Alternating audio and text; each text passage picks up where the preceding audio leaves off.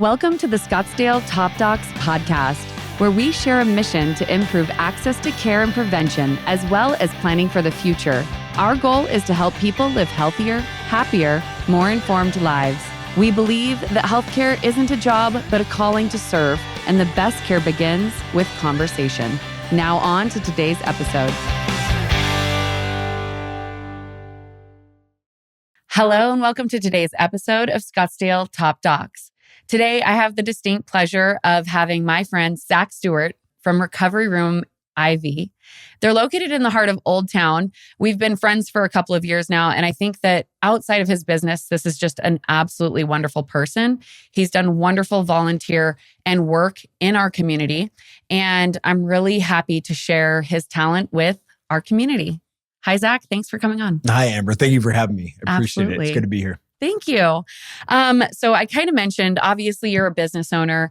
You're a father. You are fantastic and you're constantly giving back. But one of the things that I love about your history is not just your business, it's your work history. So I know that you were a fireman before you started this business. Yeah.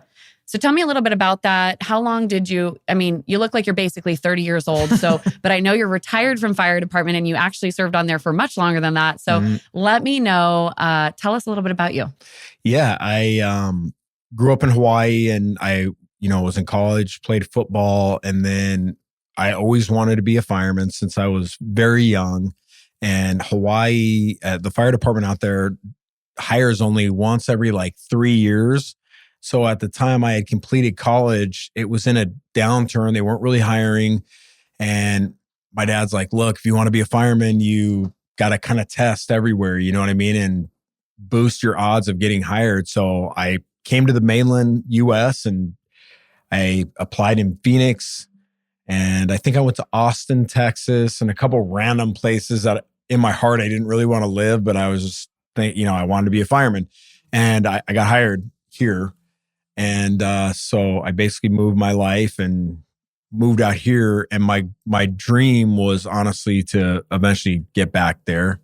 And so long story short, I actually did get hired back there, but it was just at a time in my life where I couldn't get back there. So I also remember that, when the fire happened, you were doing a lot of collecting and sending of goods. Did you actually go back and visit?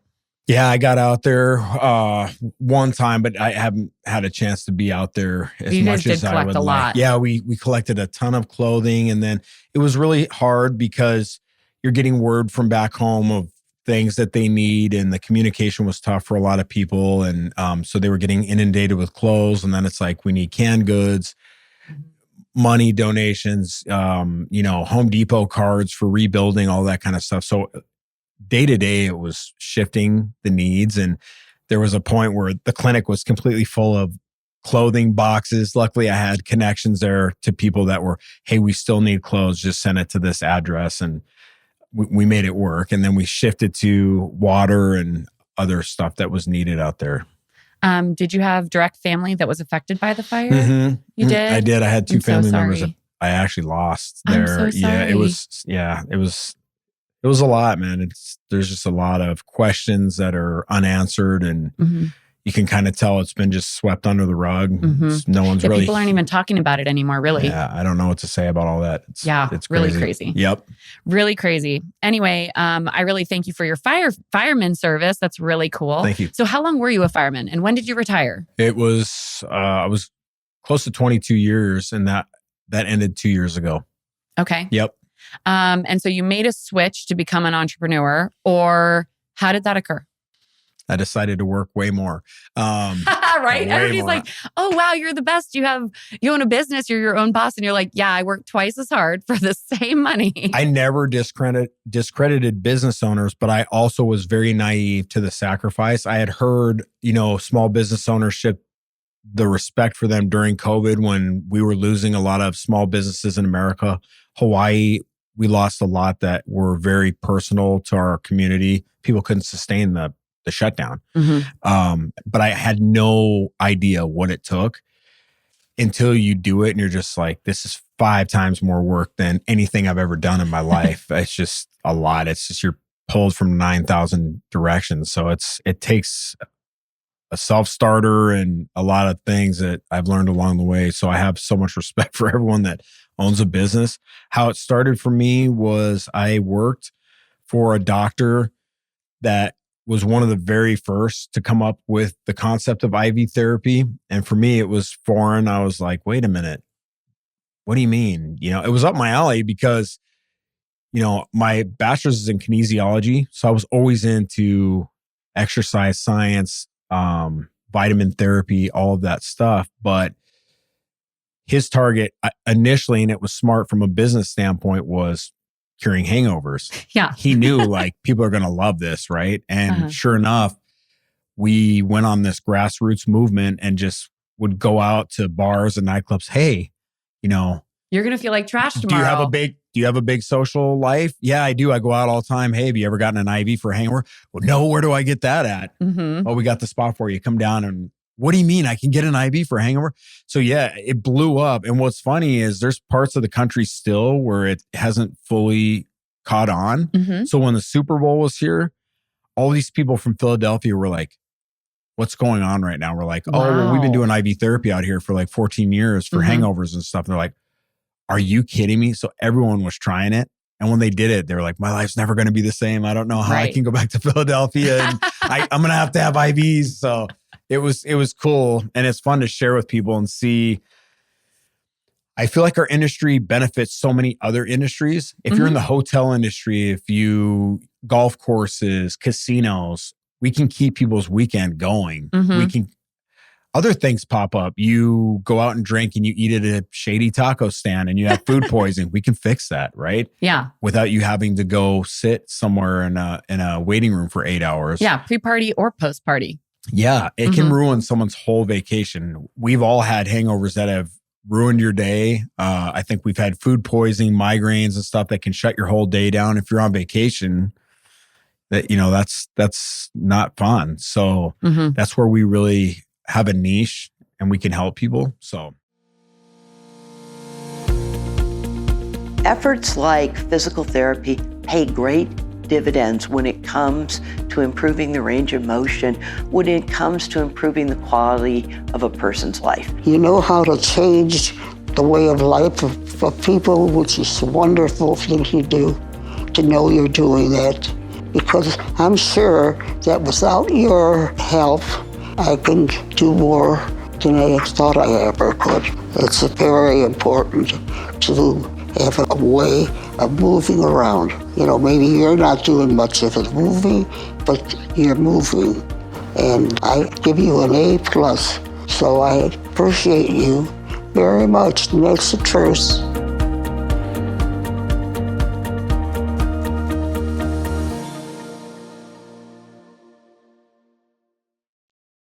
So the things I am really interested in, is the kind of anti-aging or longevity things that are happening inside of IV wellness now. I mean, we live in Scottsdale, Paradise Valley area where everybody is talking about like blue zoning. Basically, like, how do I live my best, longest life and have the highest function possible? Like, we're talking about, how do I keep my body the healthiest? How do I look the youngest? How do I keep my muscles, as bulked as possible, my muscles and my bones as strong as possible? How do I look this good forever? And that's really the bubble that we live in. And how are you guys addressing that right now? How do I stay young forever, Zach? I love the subject of anti-aging, but I'm also a realist too. And I believe in God and stuff. And I believe there's the concept of time. So I can't? I think we can exponentially increase our longevity and our well-being and our quality of life. I'm a firm believer in that through quality lifestyle choices. But I think we lose sight that in the Western civilization, we see aging as ugly, right? But like wrinkles are bad, but they're very normal and they're very good. I just feel like we're so disrespectful sometimes to older people, or you hear someone say, oh, that person's old, like they're damaged, But if you think about, when is a tree the most beautiful? Well, in the fall, when the leaves die, right? So it's, for me, or like, in Japan, like the elders are like the respected beyond. Yes. We're not like that out here. So It's now sad. here we are, we have the subject of anti-aging, and it's just this billion-dollar industry now because everyone's wanting to extend their life. And I understand we want to cling on to our life. So, but there are so many things that you can do to improve the quality of your life.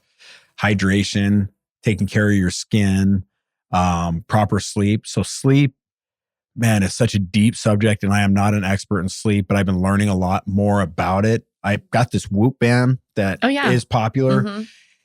Causes a little bit of anxiety because you wake up in the morning, you're like, oh my God, my sleep pattern, it's not ideal. Or it's telling you didn't sleep enough. You're 2 hours depleted of sleep. You need you're going to be behind today, and it gives you anxiety. You're like, what do I do? What do I? But it's interesting. Like, hey, you were in REM sleep for 2 hours. You were in deep sleep. So it is fascinating, and it helps you.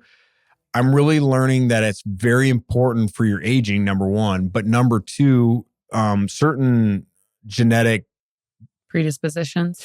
Yeah, like there's my mother, for example, she is a freak of nature. She's 72 and she's beautiful. She's insanely young looking. I cannot believe this she's woman 72. goes to bed at like 9 or 10 and she gets up at like 3 or 4. Wow. And no one can outpace her. She's insane.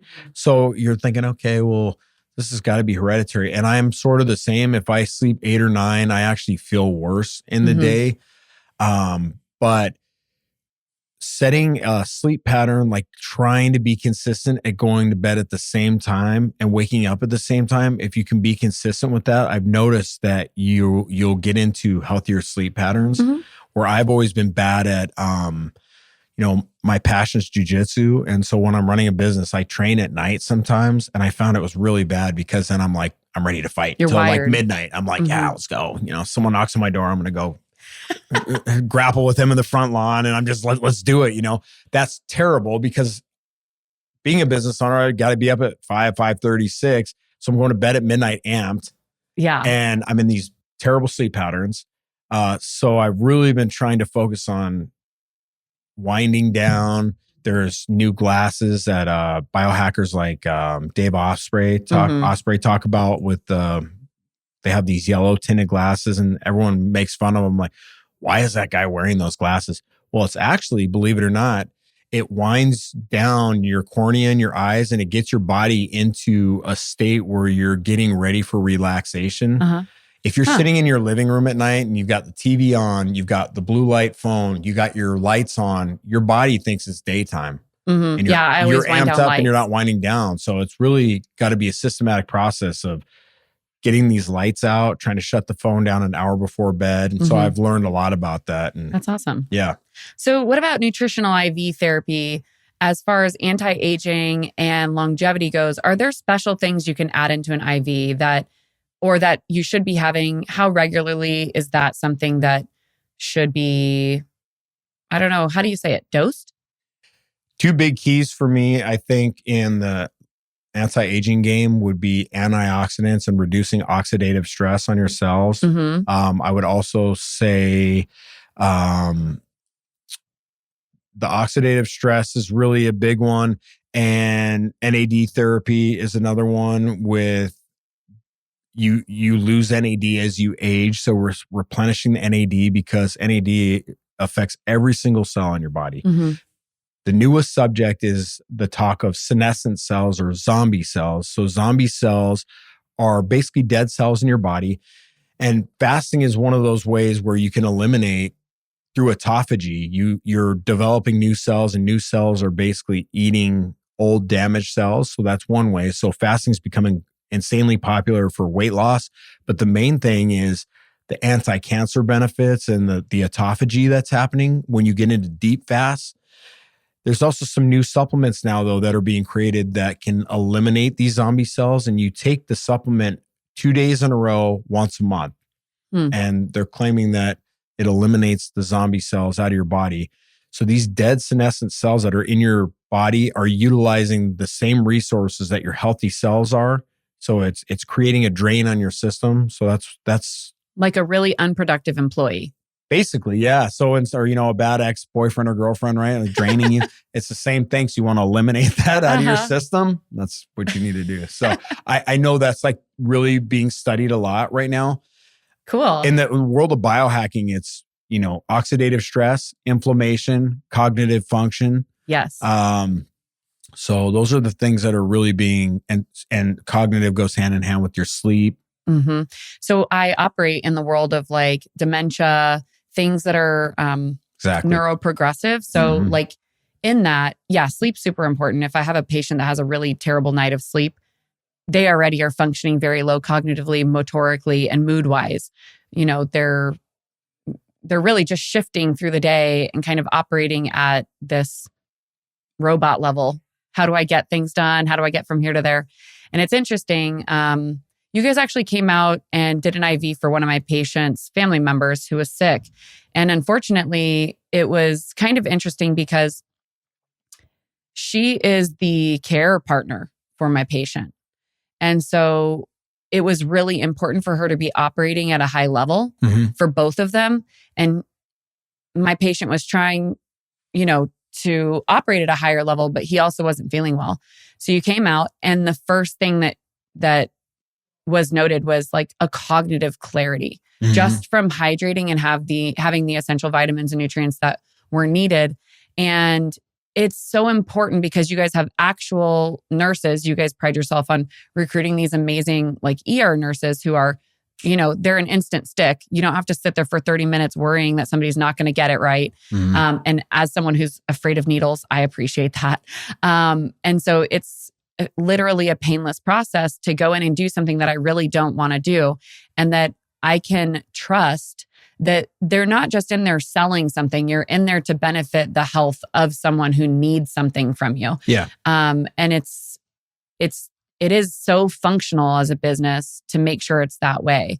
Are there other things that you're thinking about doing with your business that operate that way? Where is your business going right now? I know that one thing that you guys had talked about was potentially starting a ketamine clinic.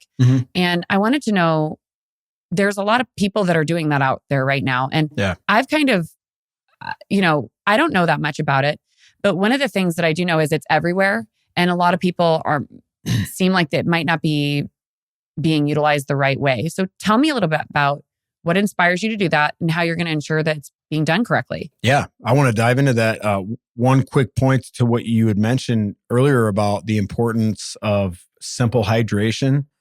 When you're a street paramedic in the field and you're dealing with emergencies nonstop, the main thing in your protocol is that we establish a line or an IV. That's a lifeline for saving someone's life right there. So that alone should show how important hydration is.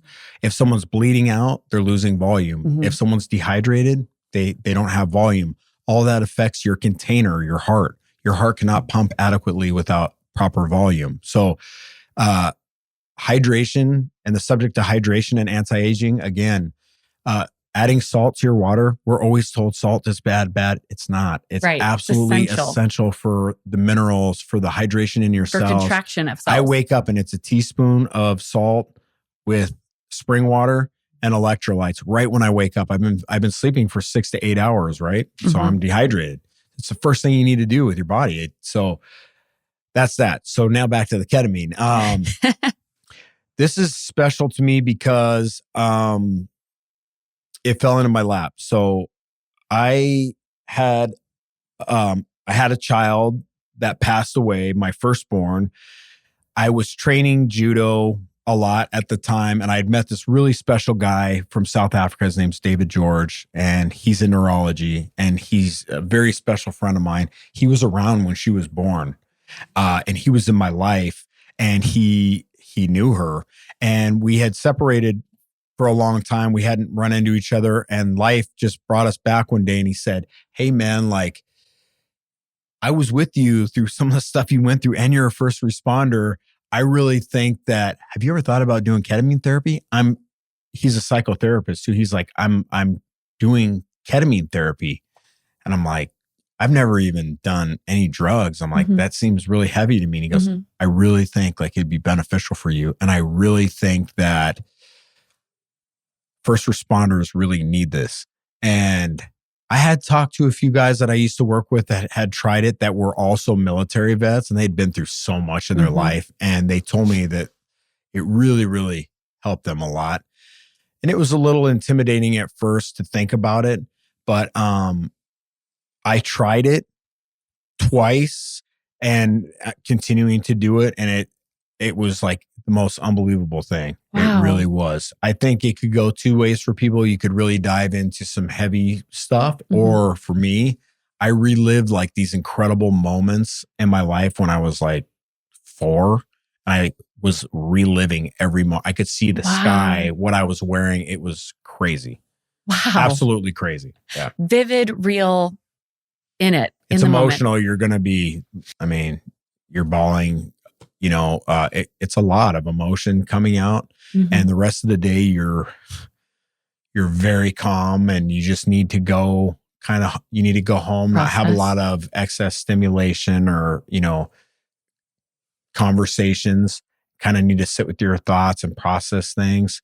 But it's really important to me because I know so many good first responders that go through so much and they have wives and kids that they love and their marriage is under tremendous duress. It's hard for your spouse to understand what you go through sometimes or what you see. And they just don't understand why you're shut down or you're standoffish or you're distant. And it's with the exhaustion of the lack of sleep and all that other stuff.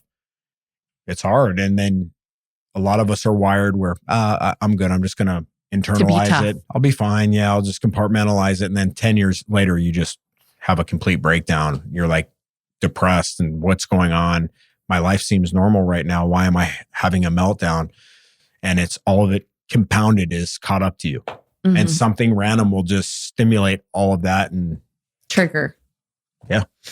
It could be something as simple, just random, nothing to do with fire service related. And it's, you break up with a girlfriend and then all of a sudden it's loss again, right? And you're thinking about the subject of loss or just something random will trigger it.